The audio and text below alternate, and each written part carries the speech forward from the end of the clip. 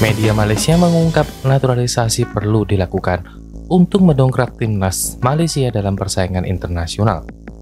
Kesuksesan timnas Indonesia di level tertinggi Asia rupanya membuat silau negara tetangga. Timnas Indonesia menjadi satu-satunya tim dari Asia Tenggara yang menembus putaran ketiga kualifikasi Piala Dunia 2026 zona Asia. Negara rival di ASEAN harus berlaga satu level di bawahnya, yaitu kualifikasi Piala Asia 2027 termasuk Malaysia.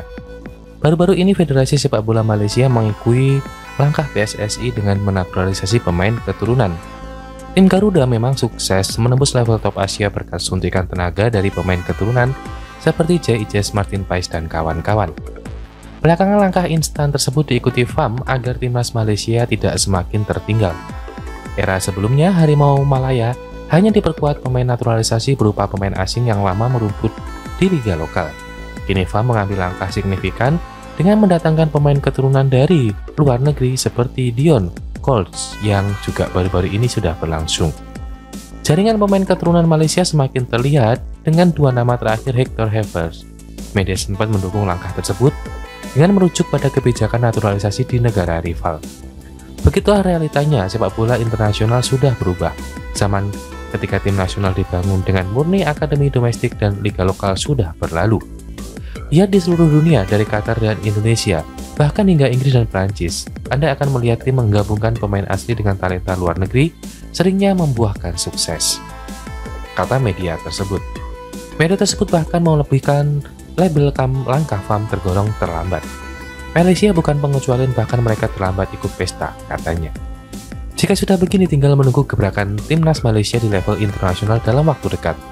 Timnas Indonesia saat ini menonton dari tempat tinggi di kualifikasi Piala Dunia 2026.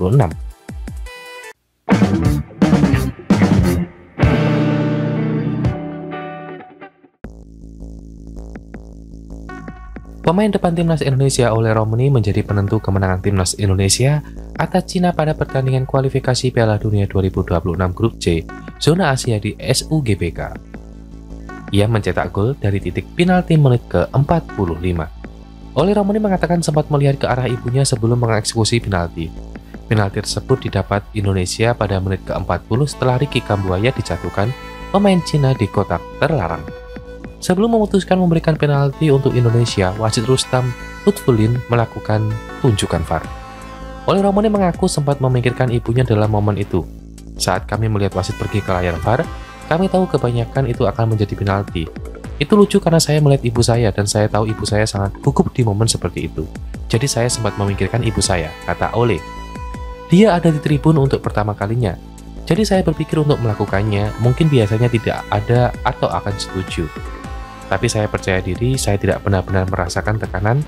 Tentu itu momen besar dan juga penalti terbesar dalam karir saya, kata pemain Oxford itu. Dengan gol semata wayangnya ke gawang Cina tersebut, maka total Ole telah mencetak 3 gol dari 3 penampilannya bersama timnas Indonesia. Ole ingin terus mengukir prestasi untuk timnas Indonesia melalui gol-golnya di kemudian hari. Ya tentu, saya sangat senang bisa mencetak gol lagi dalam membantu tim. Itu yang paling penting, target selanjutnya adalah Jepang, ujar Ole. Kami ingin memenangi setiap pertandingan, itu pertandingan berikutnya, jadi saya sangat bersemangat.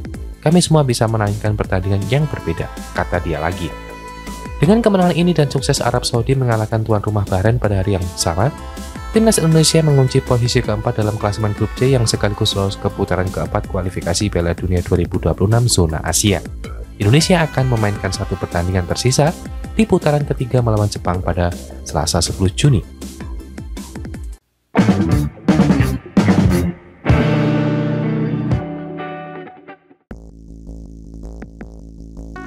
Debut Emil Audero berujung manis dengan timnas Indonesia melibas Cina 1-0 dan penampilannya dibicarakan sampai Italia. Dalam laga grup C putaran ketiga kualifikasi Piala Dunia 2026 melawan Cina, Emil Audero melakukan penyelamatan penting yang menghindarkan timnas Indonesia dari kebobolan.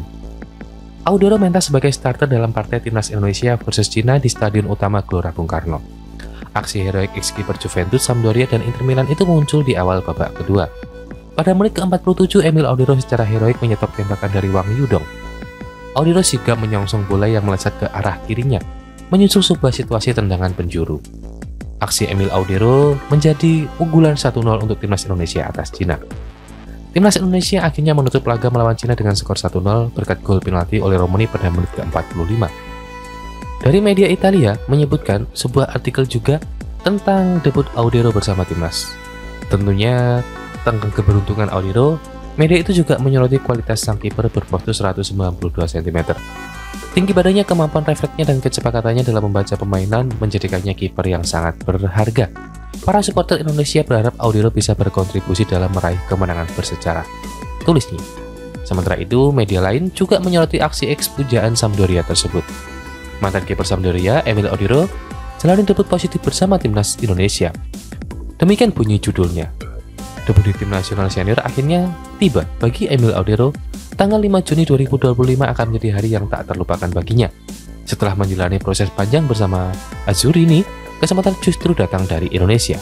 Lebesnya, melansir statistik dari SofaScore, sepanjang duel melawan Cina, Emil Audero mencatatkan satu penyelamatan krusial, 32 sentuhan serta 2 umpan dengan akurasi 60%.